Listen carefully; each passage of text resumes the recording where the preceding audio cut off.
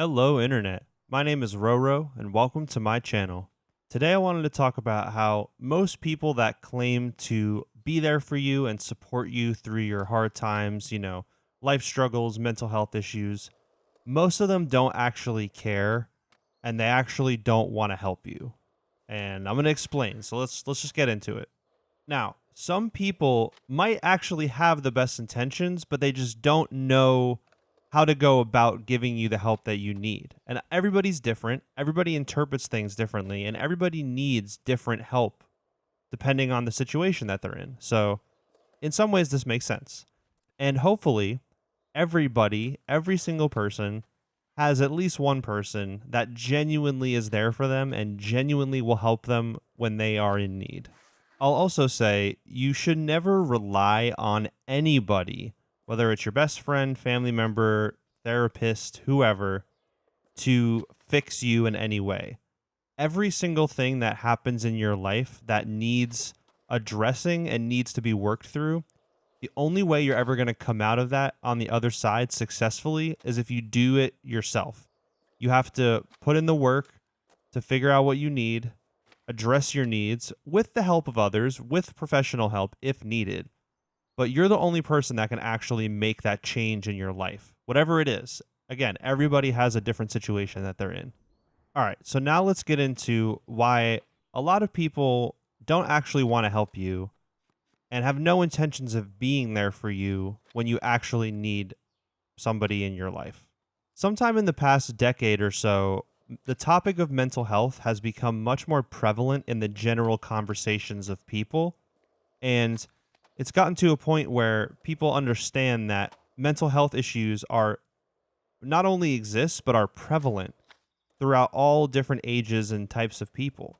So it's something that's worth talking about because just the act of talking about mental health issues is assisting the problem in itself, personally and on a grand scale. So I think it's great that mental health is being slowly destigmatized. Every different type of mental health issue that you can have is being more understood by the general population. I think that's a great thing. But with that said, talking is just talking. It's words. It's just things that are coming out of people's mouths that make sounds. So just because people are talking about stuff doesn't mean they actually care about what they're talking about. And just because somebody says something to you doesn't mean that they actually care about you. And doesn't mean that they'll actually follow up with that statement that they made. I think an example that may not specifically relate to mental health, it does sometimes, but not always. But I think this is a good example of the point that I'm trying to make, and I'll explain more specific examples after this. Thoughts and prayers. Everybody's heard that before. Everybody knows that it's bullshit, but people still say it. Saying thoughts and prayers at this point is basically you saying, I'm letting you know that I don't give a fuck about this situation. That's it. Everybody knows that. The most prevalent example in my mind that at least in my experience regarding mental health, is when people say your feelings are valid.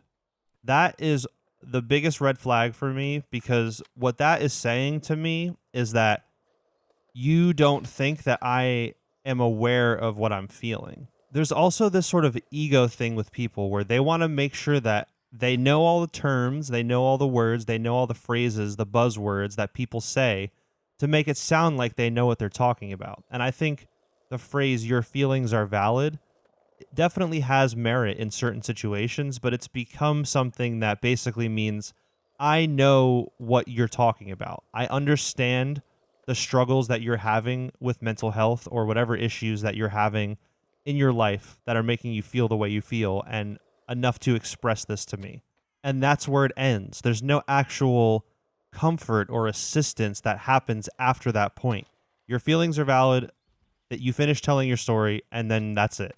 It's frustrating to deal with because it makes it obvious that they're thinking about themselves. They're not thinking about you. If they were thinking about you, they wouldn't feel the need to tell you what you're feeling is valid. Does that make sense? Like, if somebody's telling me a story that I am just listening to and they're just kind of like expressing an issue that they have, I'm not going to tell them how they're feeling. I'm just going to listen to them and respond, like unless somebody is specifically asking you if you think that their feelings are valid, I don't really think that that's something that's necessary to say.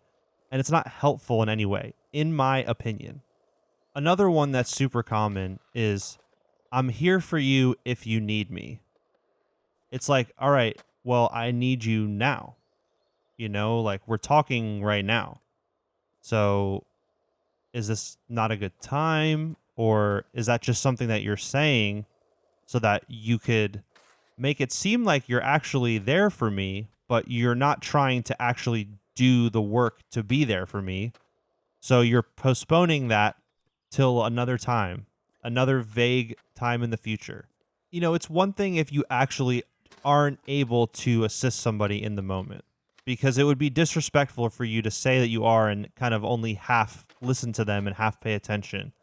So if that's the case, that's totally fine. Just telling somebody, hey, listen, I don't have the time right now to do this. I'm working, I'm doing this, I'm doing that. But this time that you are free, that works for you, let me know if you want to talk then. I'm here for you. That is totally fine. I'm talking about if somebody is already coming to you with a problem and then that's your response. That to me just feels disrespectful. It feels like you're not actually willing to listen.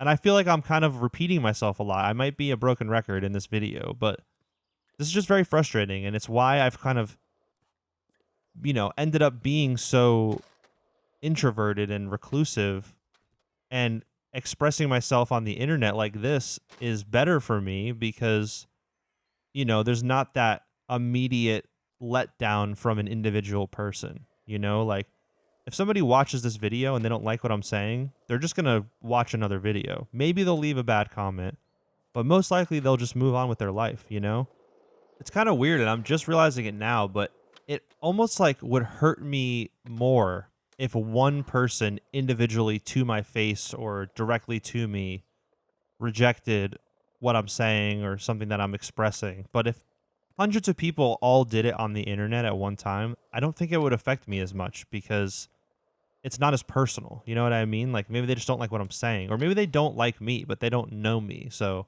they can't actually, you know, they can't actually dislike me because of who I am because they don't know who I am, if that makes sense. But when it's somebody that you know personally, it hurts even more because you're like, you know me, you know who I am, and you're still acting this way. And I don't know. I think in my life, I expect too much from people, and I should honestly lower my expectations of people. On the surface, I like to say and I like to think that I don't have expectations from people and that I actually just kind of move through my life expecting people to let me down. And I think that that's true, but there is a layer within me that is very altruistic, really wants to see the good in people, and is just constantly let down by people. So that's it for this video. I hope you enjoyed. I put out a new video every Sunday. So if you like this one, you can check out a bunch of other ones on my channel, or you can come back next week for a new one. And yeah, I'll see you guys next time.